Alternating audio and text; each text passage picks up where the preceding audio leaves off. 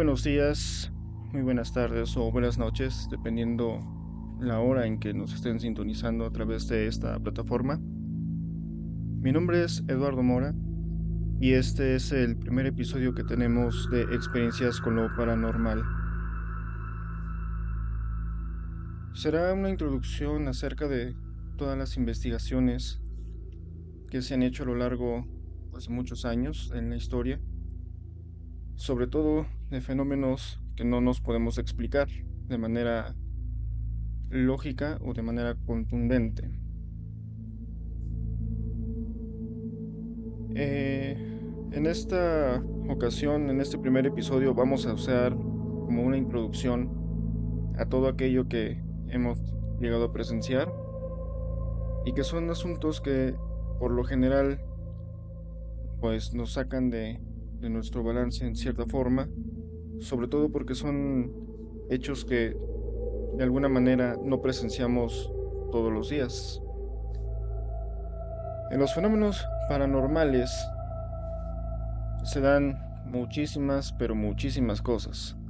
Entre ellos está la telepatía, el espiritismo, percepción extrasensorial, puede ser también la casa de fantasmas, la criptozoología y la ufología, que son ramas que se estudian dentro de esto que es el fenómeno paranormal. Esto se trata de explicar de manera científica, a manera de que todas las hipótesis que se formulen, pues desde luego sean comprobadas por algún método que pues se pueda demostrar, como se dice en la ciencia, con todos los estudios pertinentes. Esta ciencia que se encarga de estudiar todos estos fenómenos se llama parapsicología y fue surgida hace algunos años. Empezó en 1981. Fue una literatura científica utilizada por un personaje histórico que creó prácticamente este concepto, James Alcock. Recientemente, J. Irwin y C. Walt proponen en la siguiente definición muy general que la parapsicología es el estudio científico de las experiencias que en sí son lo que parecen ser. Están en un principio fuera del dominio de las capacidades humanas, tal como en el presente que estén conceptuadas por los científicos convencionales. Era lo que les comentaba, a través de la ciencia, demostrar que esto se pueda avalar bajo distintos estudios. Y también aquí entra ya la parte cultural de manera general de todas las personas. Son experiencias que han pasado, por ejemplo, movimiento de objetos, que hay objetos que uno deja en un lugar, desaparecen y luego aparecen de nueva cuenta, y situaciones que de repente se llegan a presentar de una manera muy esporádica. Sobre todo, muchas de las ocasiones que presentamos son visiones de sombras, fantasmas, ruidos que no tienen un origen aparentemente explicable, como entre muchas cosas que ocurren alrededor de los fenómenos que nos rodean. Sobre todo también en lugares donde significativamente han ocurrido ciertas cosas. Otra de las personas importantes que hicieron una definición un poquito más específica fue Charles Richet, y es característico del hecho metapsíquico, cualquiera que sea, el que parece ser debido a una inteligencia desconocida, humana o no humana.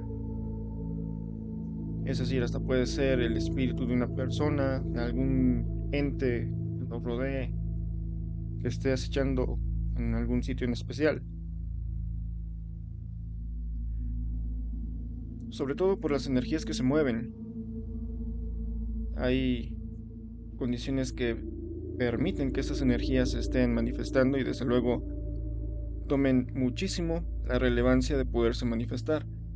Entre esas manifestaciones pueden darse a través de pues el movimiento de juegos como la Ouija, la lectura del tarot, inclusive invocaciones. Y muchas de las ocasiones que se pueden presentar son invocaciones que ni siquiera se pueden llevar a cabo en un ritual tal cual. Por el simple hecho de desear que ocurra algo, todo lo demás solamente es simbólico. Sí, así como lo oye, es simbólico.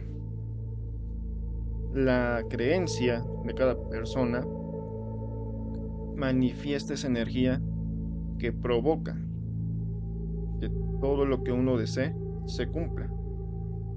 Y pues en este caso, en la cacería de fantasmas, en las cuestiones de telepatía, todo esto pues también se investiga en la ciencia de la parapsicología. También se pronunciaron otras personalidades en esta ciencia nueva que se crea en 1981, J. B. Ryan y J. G. Pratt, que también ellos en realidad dicen que lo más asombroso de este nuevo tipo de casos psíquicos es que ellos se demuestran ser totalmente independientes del tiempo. Y también resulta evidente tanto de los casos espontáneos como de los experimentos.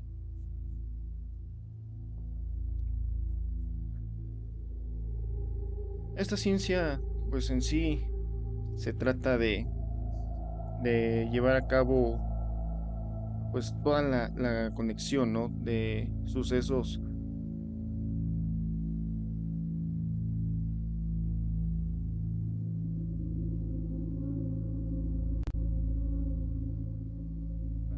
pues tratan de demostrar ciertos fenómenos que ocurren.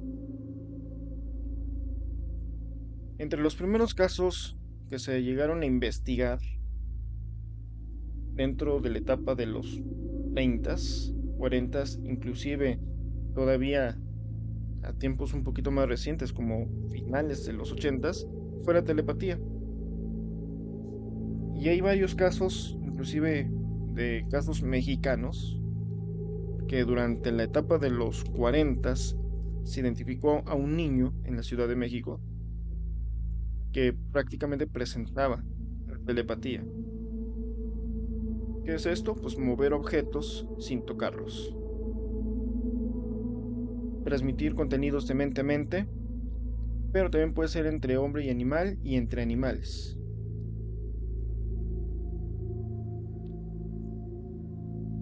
También se han estudiado la psicometría,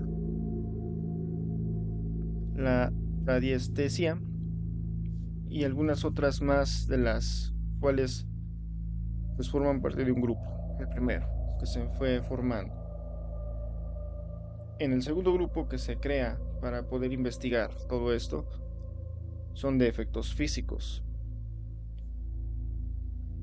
Se producen efectos objetivamente detectables en el mundo exterior al margen del marco de las influencias energéticas conocidas, tales como el movimiento de objetos a distancia, sin el curso de ninguna fuerza física detectable, es decir, que algo que se vea que es lo que está moviendo los objetos.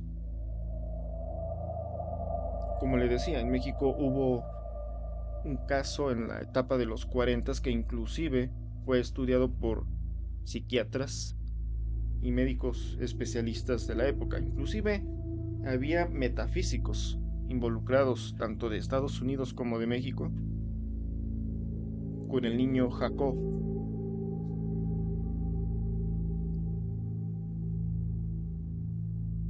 Este caso de la telepatía hablando específicamente, tenía un efecto muy, muy, muy marcado, con el manejo de ciertas emociones. Era cuando se provocaba que Jacob moviera estos objetos, ya sea que tuviera estrés o molestia. Inclusive en el extranjero, lo que antes fue la Unión Soviética, hoy el país de Rusia, también presentó con un adolescente el mismo caso. La diferencia que en Rusia, instituciones y agencias secretas, se podría decir, el servicio secreto ruso, como científicos de gobierno y militares, estudiaban qué provocaba este movimiento de la telepatía, de la telequinesis, perdón, y cómo poderla utilizar a voluntad con fines militares. Las investigaciones, pues, no daban mucho resultado porque en aquel entonces no se entendía qué era lo que estaban formando este tipo de situaciones.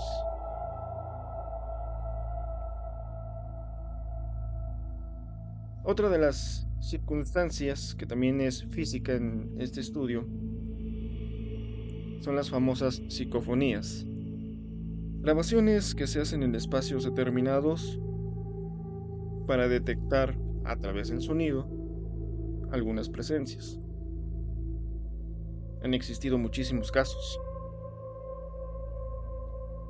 Recuerdo que pues en muchos canales de YouTube, inclusive programas de investigación paranormal en televisión abierta aquí en México, se dedicaron a investigar psicofonías en distintas partes.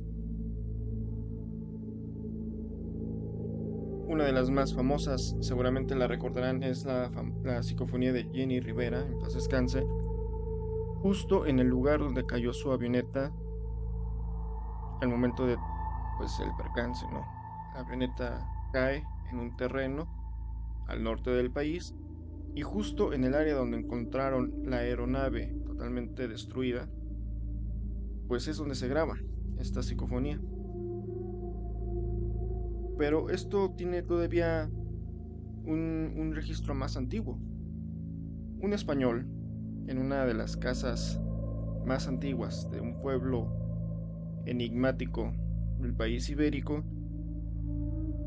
decidió empezar con cinta magnética a grabar. Todo fue un experimento. Formó un equipo totalmente cuidadoso. ¿Cómo llegaron a grabar ahí? Bueno, la propietaria de la casa busca ayuda, de alguna manera se contacta con este español que forma la primera psicofonía registrada en la historia. Y bueno, como investigador paranormal, decide grabar para ver qué es lo que estaba ocurriendo o qué es lo que se estaba manifestando. ¿Qué era lo que se veía en las paredes? Bueno, eran formaciones de rostros, lo que se le conoce actualmente como plasmaciones. Y pues desde ahí empezó la cuestión de las psicofonías, que era grabar en espacio sin gente presente. Solamente se dejaba el equipo de grabación. En aquel entonces la tecnología no estaba tan avanzada como ahora, estamos hablando en los años 60, 70. Pues lo único que se hizo fue poner un micrófono ambiental de la época con una grabadora de cinta magnética, lo que conocemos hoy en día como si fueran los rollos de las películas de cine, de las proyecciones. Y la sorpresa de este español fue absolutamente inédita. Encontró lo que se decía, las voces del infierno. Y desde entonces, siendo pionero en esto de grabaciones de psicofonía, pues empezaron a preponderar de alguna manera extraordinaria.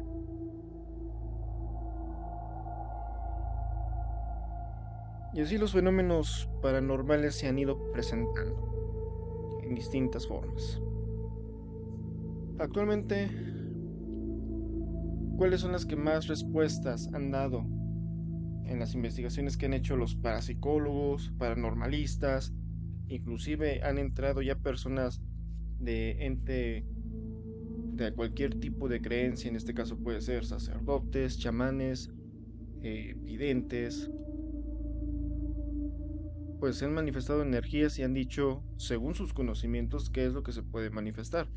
Sin embargo, pues es una hipótesis, no se ha logrado comprobar a ciencia cierta qué tanto se manifiesta dentro de cada una de las circunstancias presentes.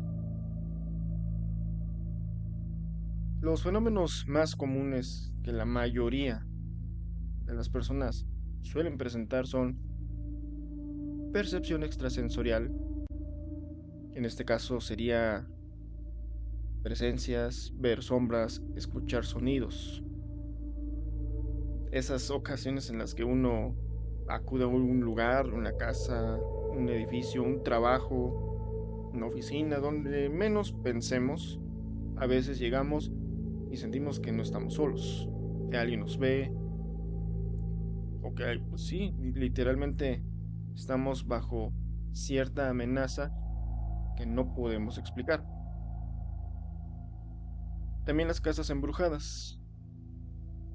Eh, este fenómeno se da porque a veces no sabemos qué prácticas de creencias manejan algunas personas o qué tipo de creencias realmente son las que efectúan. Puede ser algo pues meramente desconocido para nosotros, pero pues hay gente que se puede dedicar a la brujería, a ciertos elementos, trabajos, limpias, y eso abre puertas para que ciertas energías se queden en los lugares donde se llevan a cabo. Escuchando varios podcasts y varios investigadores, me llama la atención uno en especial que voy a citar. Este podcast lo dirige un investigador paranormal del norte del país, de nombre Santiago Segovia. Y este investigador dio en uno de sus episodios información que muchas veces cuando buscamos una propiedad, una casa, no preguntamos quiénes vivieron antes y qué prácticas o costumbres llevaban. Cuando buscamos una casa o algo de segunda mano o usadas, en este caso, que ya pasaron por uno o más propietarios, a veces vemos que los precios de renta o incluso a la venta de la propiedad están mucho más abajo de lo que realmente es la propiedad. Y esto ya es con la intención de que alguien se quede con la casa, el lugar. Puede ser casa, oficina,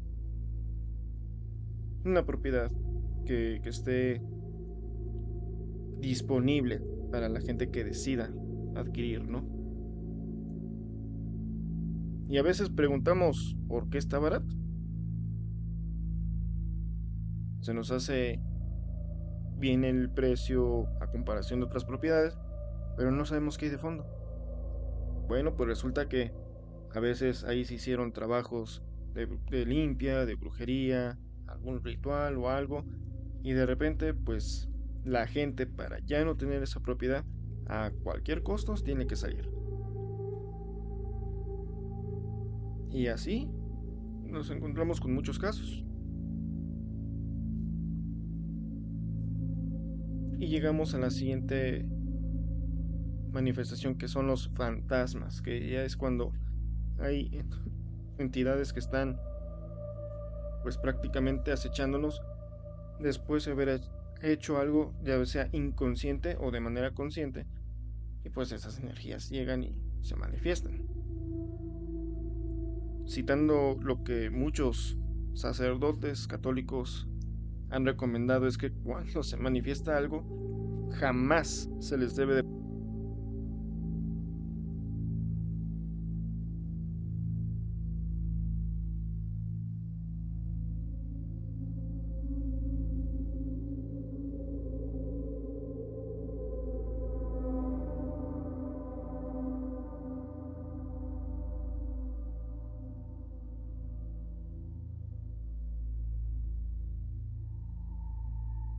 prácticamente la invitación para que se quede.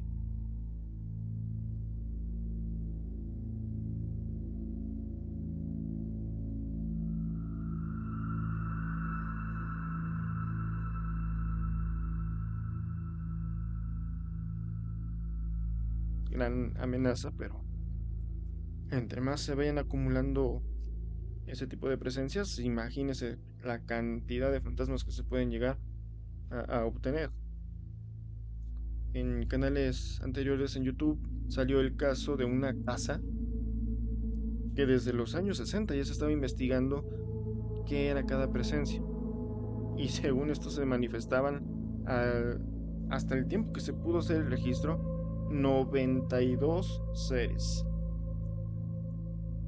¿De qué manera se investigó? Bueno, la propietaria de la casa empezó a realizar rituales de espiritismo, invocación, y también con un equipo de personas que se reunían para realizar pues este tipo de investigación se dieron cuenta que pues no era uno. Empezaron con una supuesta niña y posteriormente salieron muchas más presencias y ya cuando llegaron a 92 ya había manifestaciones más fuertes, se empezaron a meter en terrenos que no dominaban y pues ahí ya no pudieron, tuvieron que salir.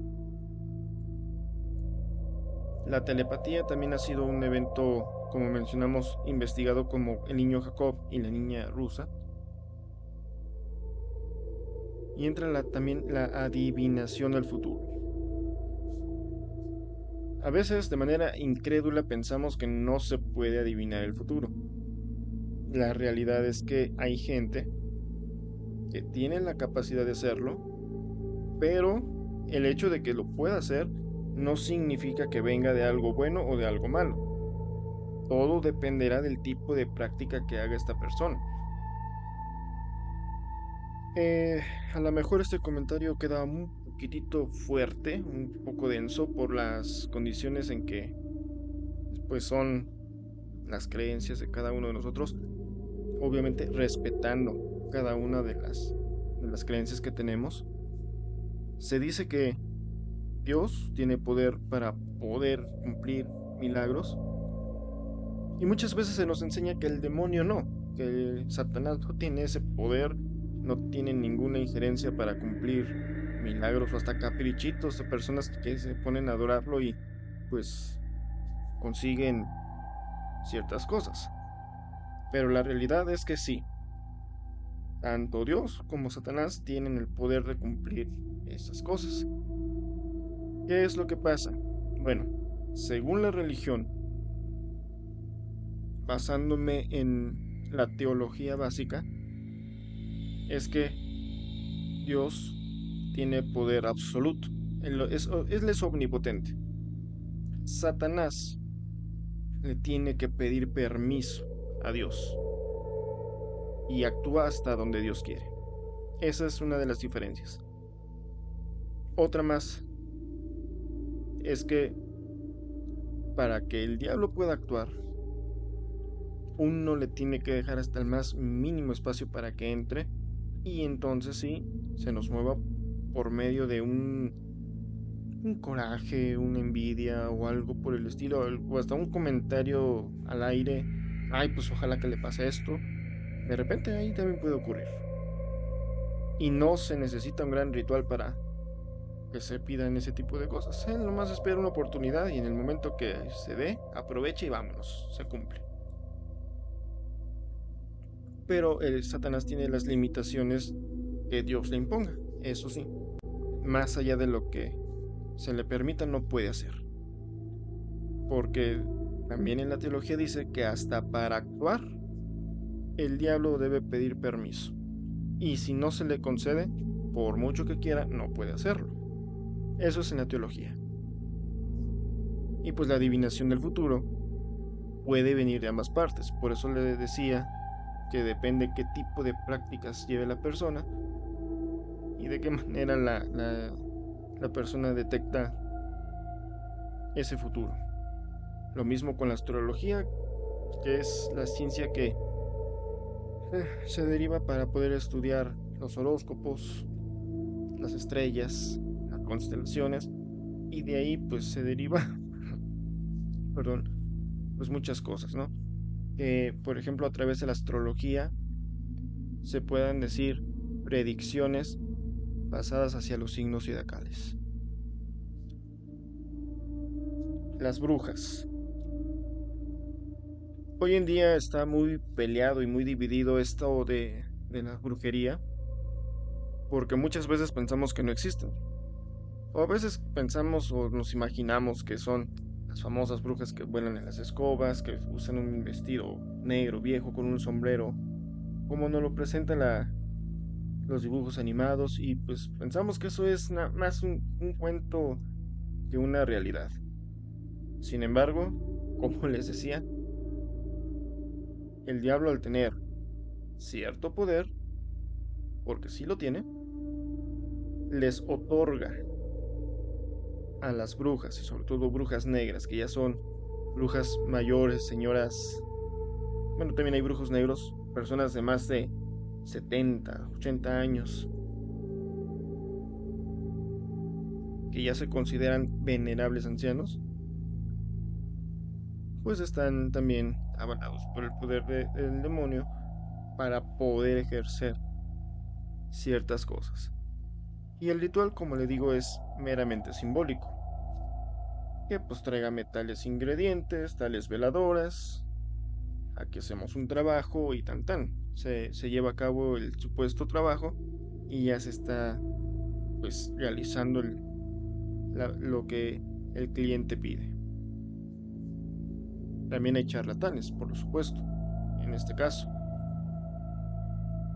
Pero las brujas y los brujos sí son existentes y sí han manifestado ese poder. Sobre todo eh, cuando se trata de trabajo hacia otra persona. Y aquí también se desata una pelea entre brujos y brujas. Todos se conocen. Las brujas y brujos negros todos se conocen. Hay una firma detrás de cada trabajo y eso los identifica. Y también a través de esa firma se sabe si se puede o no combatir a esa bruja. Hay quienes dicen, no, con esto sí puedo, con esto sí puedo, y acaban con ellos. Los, los desuscriben de la vida muy fácilmente, porque no son tan poderosos esos brujos a comparación de otras categorías de brujos que se dan. Pero a veces está muy a la par o se pueden topar con alguien más fuertes que estos brujos que hacen el primer trabajo o se empiezan a combatir. Y ya al reconocerse, pues dicen, ¿sabes qué? Pues hay que quede, ¿no? Ni tú ni yo, ahí muere. Ya no nos metemos uno con el otro. Y a veces pactan ese tratado de paz. Pero a veces no, simplemente, ¿sabes qué? Pues no, yo acabo contigo y tan tan. La comunicación con los muertos. Híjole, este tema yo creo que es uno de los más peligrosos, aparte de la brujería que se pueden tomar. Porque al intentarlo hacer con alguna forma como la Ouija o alguna sesión espiritista, pues realmente los demonios o las entidades negativas buscan una oportunidad para salir. Y el ser humano, dentro de su ignorancia, no conoce en dónde está lo que están manejando o de qué forma. De alguna circunstancia o de alguna forma La comunicación con los muertos no es 100% efectiva.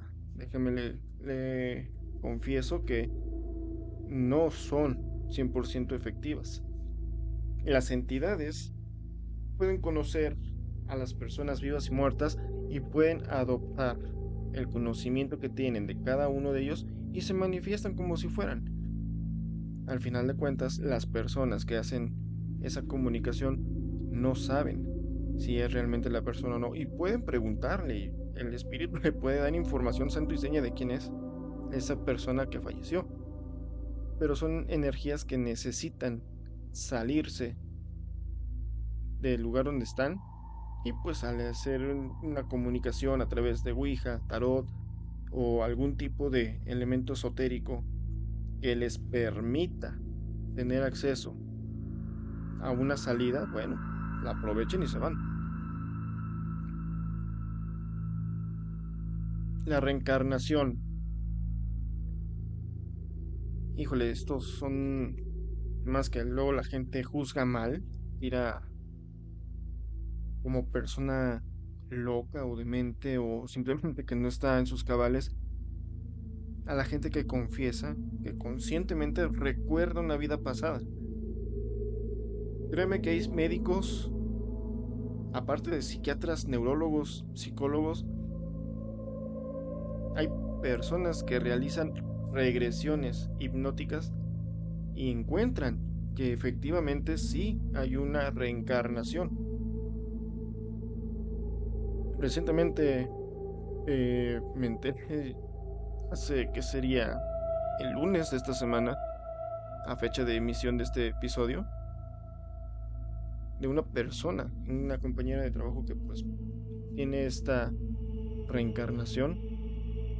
Y es un caso muy interesante, lo voy a tratar de investigar y voy a tratar de conseguir la información que más se pueda llevar con algún tipo de evidencia y pues traérselas a ustedes. Pero sí, es un caso donde la persona se manifiesta consciente de que se ve y recuerda qué vida tuvo, cómo falleció, dónde la sepultaron. Y a veces juzgamos mal a esas personas. La canalización de entidades espirituales. Esto es ya más propiamente de las personas que pues ya se han dedicado un poquito de lleno a las investigaciones paranormales y están un poquito ligados a qué tipo de manifestaciones, pues como para clasificar qué tipo de entidades son las que se manifiestan, ¿no? Eh, si son buenas, si son malas, qué tipo de rango según cada especialidad que las investiga, porque puede ser tanto científica como de culto, en este caso puede ser hasta los mismos videntes, los parapsicólogos, los paranormalistas, gente que se especializa en el tema y pues ellos son los encargados de saber más o menos en base a lo que conocen, incluso hasta los religiosos, para sacar las conclusiones de que si es una manifestación menor o mayor. Y son muchísimos los métodos que se han estado utilizando para poder estudiar todo esto.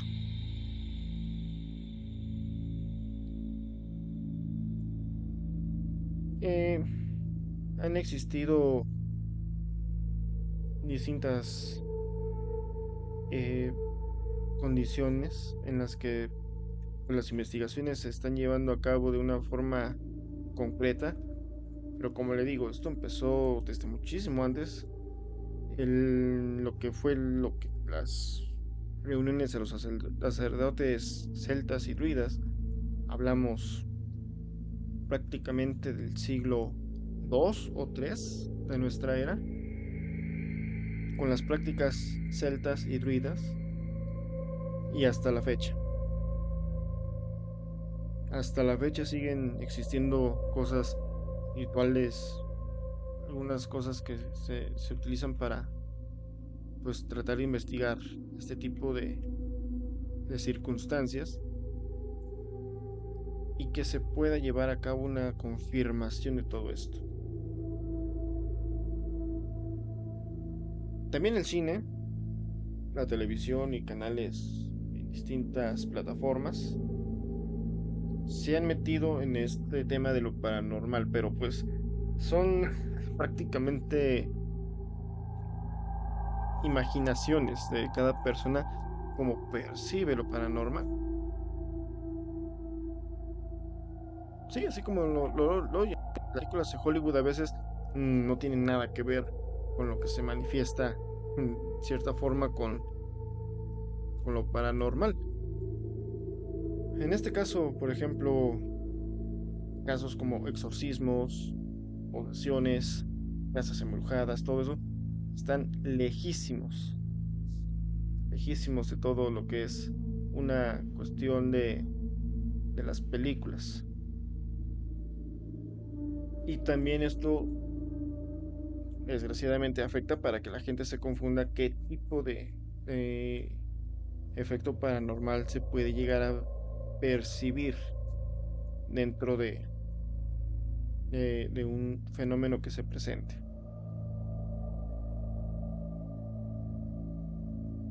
Pues en estos episodios de esta primera temporada iremos estudiando poco a poco qué es una investigación paranormal y pues iré sacando casos y experiencias personales poco a poco, dependiendo de los temas que estemos tratando.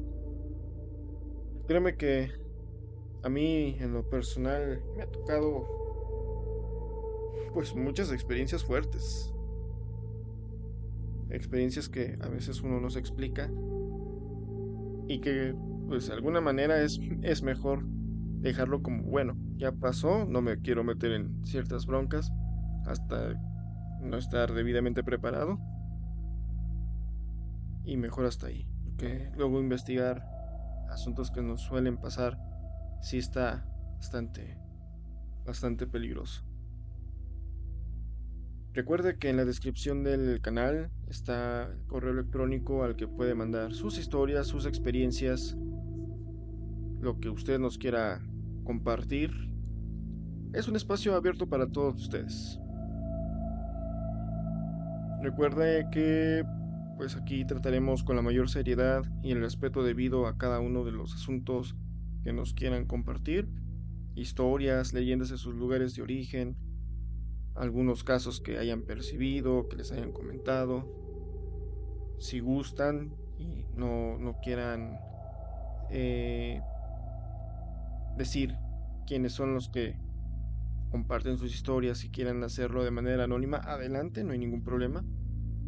Aquí compartimos como usted desee sus historias, sus experiencias y sobre todo ayudar a que esta comunidad crezca poco a poco para poder llevar a cabo pues más emisiones por lo menos cada semana.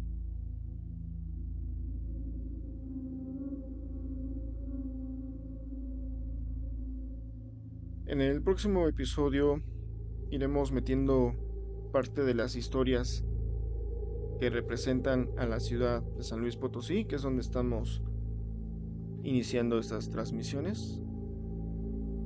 Y compartiremos también casos que se han dado aquí en San Luis, casos fuertes de lugares muy específicos. Algunos son muy famosos, como la casa de Carranza que no han podido tirar y que pues hoy, aunque esté en total abandono, pues ya indigentes la han ocupado como lugar de refugio. Y también pues lugares del centro histórico, los dos teatros del centro histórico, del cementerio del Saucito, que vaya cantidad de leyendas y de historias que resguarda el cementerio del Saucito, que fue el primero que se fundó aquí en la ciudad de San Luis Potosí,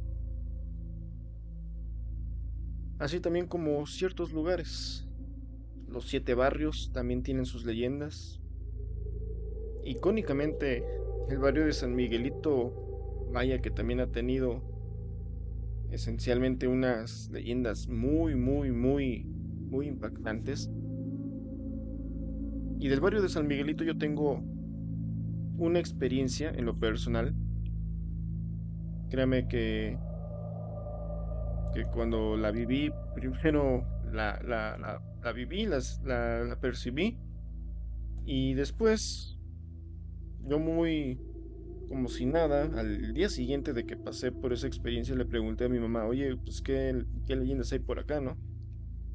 Ya me empezó a comentar, pues que el gallo Maldonado, la loca Zuley, así, leyendas famosas del barrio de San Miguelito, y resulta que, pues ya sé qué fue lo que vi. Como contexto rápido, yo ensayé en un estudio de música justamente en la calle de Fernando Rosas. Y pues eran mis ensayos en la noche, empezábamos 10 de la noche. En ese entonces, yo al entrar a ese estudio, quedaba justamente viendo a la puerta de la entrada del estudio. La tenía de frente, literal. El estudio es pequeño, éramos en ese entonces 5 elementos los que estábamos en ensayo, tres en la parte amplia del estudio, que era batería, guitarra y yo, y el cantante estaba detrás de la mampara que divide el estudio, y el bajista estaba dando la espalda a la puerta, en la entrada del lugar. En ese entonces había una señora que cuidaba la casa donde ensayábamos antes, y el bajista sale a preguntarle a la propietaria en ese entonces que si ella había pasado hacia la parte de una huerta. Lo que yo vi de frente, créame que de momento no me asustó, pero fue una curiosidad que dije, no, yo tengo que ver qué fue lo que pasó. Soy de esas personas que, no sé, dicen, se vio algo por acá y lejos de salir corriendo voy a ver qué es lo que se manifiesta, ¿no? Ni modo que me lo pierda. Total, lo que vi, se los describo así rápido, fue una señora con una bata blanca, pelo blanco, demasiado canoso.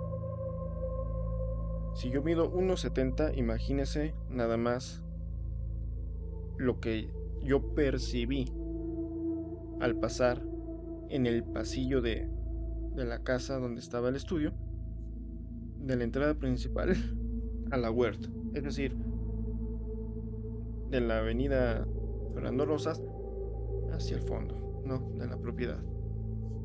La señora me sacaba aproximadamente 20 centímetros de estatura y pasó aparentemente caminando con la mirada perdida. Salgo junto con el bajista y lo que veo, créame, que fue lo que confirmó lo que yo estaba observando. No era algo que físicamente es posible ver.